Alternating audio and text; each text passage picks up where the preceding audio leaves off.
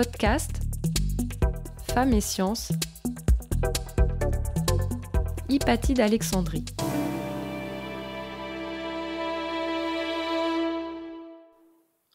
Je suis Hypatie d'Alexandrie.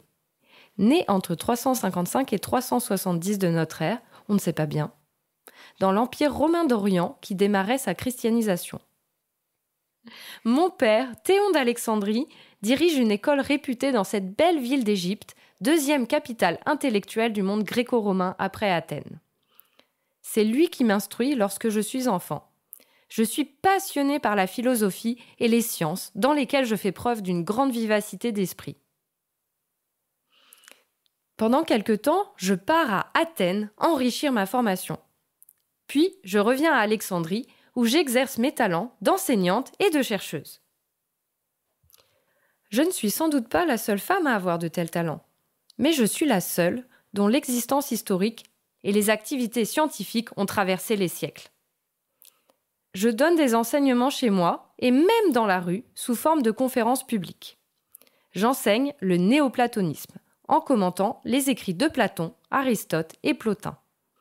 Mais les écrits dont la trace est parvenue jusqu'à vous concernent les mathématiques et l'astronomie. J'enrichis les traités de Diophante, le père de l'algèbre, et d'Apollonios de Perga, qui s'intéresse à la géométrie. Je travaille beaucoup sur les tables qui décrivent les mouvements des planètes et des étoiles. On les appelle des canons astronomiques.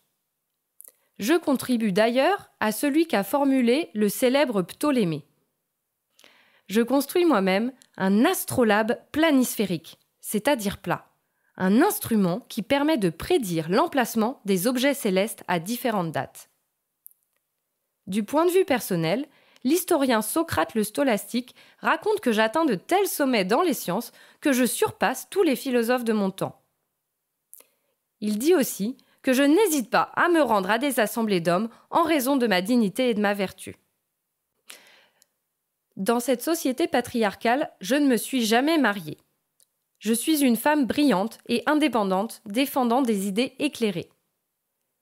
J'ai une certaine influence politique. Je suis païenne et je ne me suis jamais convertie au christianisme naissant. Tout cela a conduit à ma perte, puisqu'en 415, sur mes 50 ans, alors que je rentre chez moi, je suis attaquée par un groupe de prêtres chrétiens extrémistes qui me dénudent, me battent et m'assassinent sauvagement. Je reste un symbole en tant que philosophe et femme de science éclairée. Par Céline Merlet, chercheuse en chimie au CNRS, au CIRIMAT, Centre interuniversitaire de recherche et d'ingénierie des matériaux à Toulouse. Ce projet a été réalisé en partenariat avec le CNRS, SCTD et l'Institut de maths de Toulouse, sur l'idée de l'association Femmes et Sciences. Musique créée par Thomas Bijot. Hadi Sarand.